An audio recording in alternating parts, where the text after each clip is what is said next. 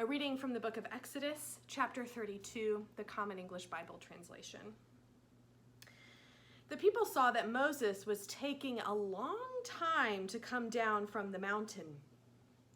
They gathered around Aaron and said to him, "Come on, make us gods who can go before us. And for this man Moses, who brought us up out of the land of Egypt, we don't have a clue what has happened to him." Aaron said to them, "All right, take out the gold rings from the ears of your wives, your sons, and your daughters, and bring them to me." So all the people took out the gold rings from their ears and brought them to Aaron. He collected them and tied them up in a cloth. Then he made a metal image of a bull calf, and the people declared, "These are your gods, Israel, who brought you up out of the land of Egypt." When Aaron saw this, he built an altar in front of the calf. Then Aaron announced, "Tomorrow will be a festival to the Lord." They got up early the next day and offered up entirely burned offerings and brought well-being sacrifices. The people sat down to eat and drink and then got up to celebrate. The Lord spoke to Moses, "Hurry up and go down. Your people, whom you brought up out of the land of Egypt, are ruining everything. They've already abandoned the path that I commanded. They have made a metal bull calf for themselves. They've bowed down to it and offered sacrifices to it and declared, 'These are your gods, Israel, who brought you up out of the land of Egypt.'" The Lord said to Moses, "I've been watching these people. I've seen how stubborn they are. Now leave me alone. Let my fury burn and devour them. Then I'll make a great nation out of you." But Moses pleaded with the Lord his God. "Lord, why does your fury burn against your people whom you brought out of the land of Egypt with great power and amazing force? Why should the Egyptians say he had an evil plan to take the people out and kill them in the mountains and so wipe them off the earth? Calm down your fierce anger.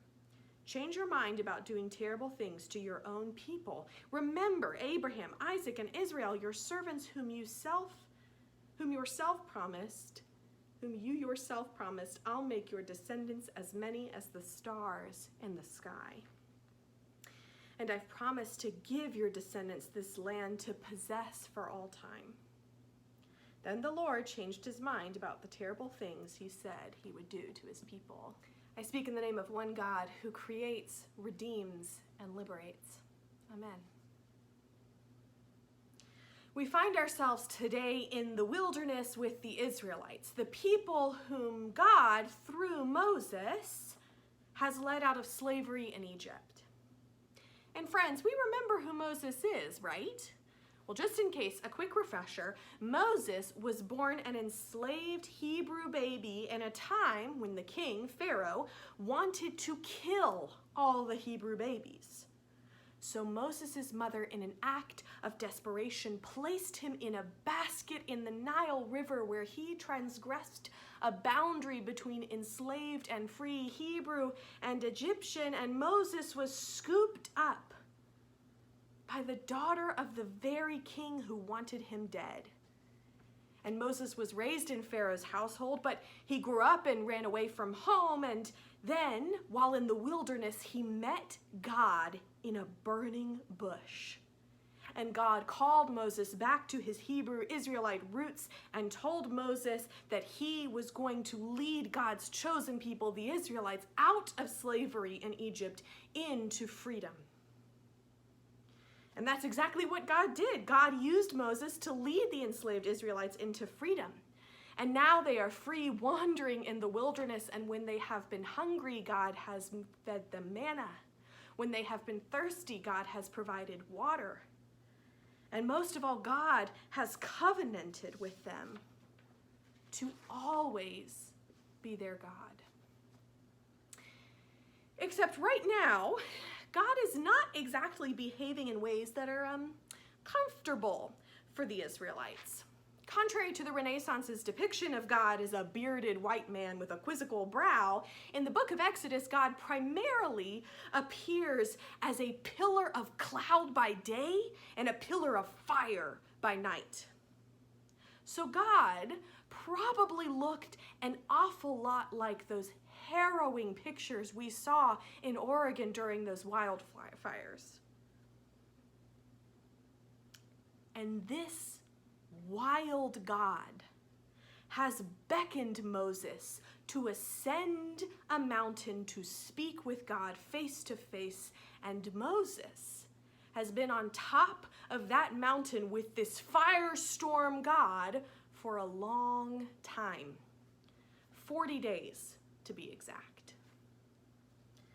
And meanwhile, the thousands of Israelites waiting at the bottom of the mountain for Moses and God to tell them what's next, they're getting a little anxious. And so what do? They reach for what they can control.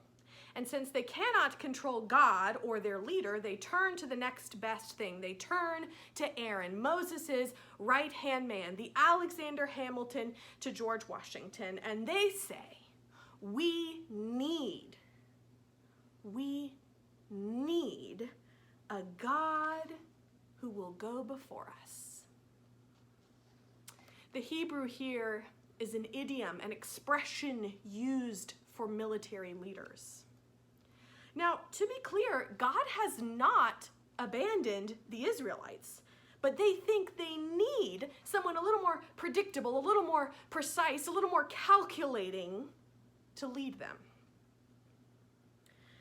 So Aaron has the people gather up their gold and melts it down into a giant golden calf to serve as their God. And then the Israelites say, this golden calf whom we have cast with our own gold, this is the God who led us up out of slavery in Egypt. After everything that God did for the Israelites, the food, the water, the law, the liberation, the promise to always be there, all it took was like 1 month of uncertainty, and the Israelites decide that a statue that they made is actually the real God who brought them out of slavery into freedom. It is no wonder that up on that mountain, God is seriously angry, because the Israelites have made an idol. They have made a beautiful, deceptive illusion of who God is, and they have made it with their own hands. We might paraphrase the Israelites' idolatrous claim in modern parlance like this: this God whom we made ourselves, this God gives us freedom from tyranny. Incidentally, Americans also love to talk about freedom from tyranny. I would know. I am directly descended from Charles Cotesworth Pinckney, a name history buffs may recognize because he was a colonel in the American Revolution and a delegate to the Constitutional Convention. He was a passionate defender of freedom from tyranny his whole life long. And less than 100 years later, his descendants, also my direct ancestors, would fight again for what they thought was freedom from tyranny as leaders in the Confederate Army during the American Civil War.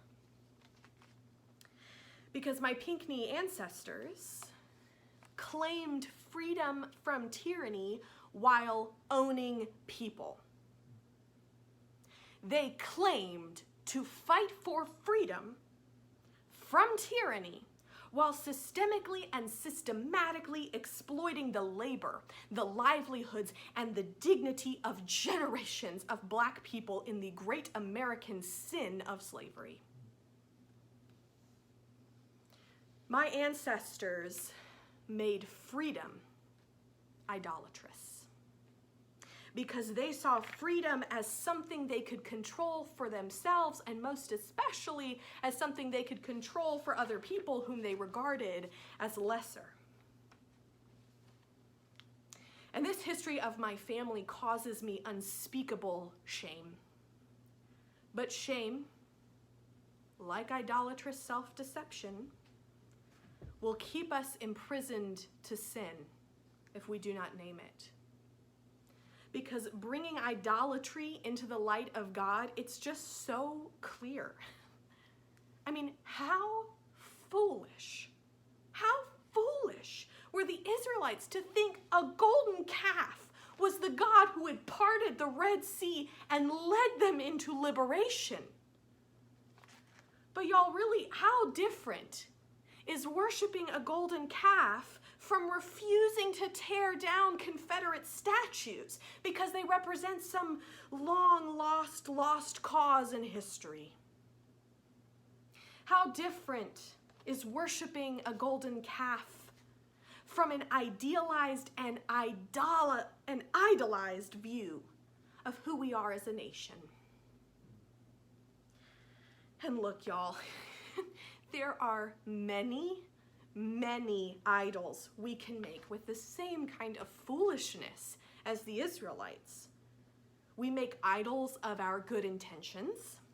We make idols of our relationships. We make idols of our social status. And we even, and perhaps most dangerously, make idols out of who we think God is.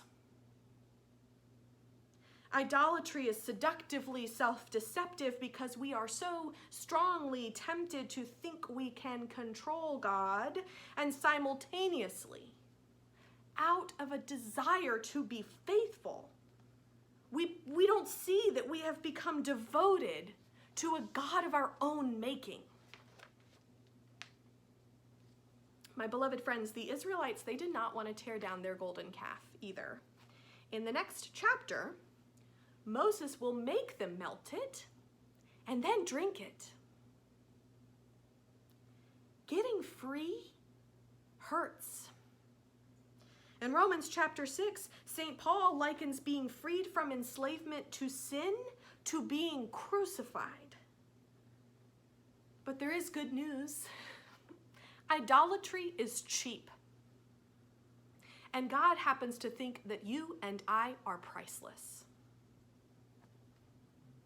When I watched a video of a Confederate statue being torn down in my hometown of Durham, North Carolina, I watched as people tugged like just once or twice before the statue tumbled from its plinth and crumpled on the ground like a tin can. Fool's gold. Cheap metal. Something cast in similar haste to the Israelites' golden calf out of a similar desire to control the story of whose side God was on. Getting free hurts. Because getting free means being disillusioned of our own power. True freedom is not defined by opposing tyranny. True freedom is not even really that concerned with tyranny because true freedom is about obedience and surrender to God. Getting free is terrifying because real freedom is obeying that wild God who obscures the day like a cloud and consumes the night like wildfire.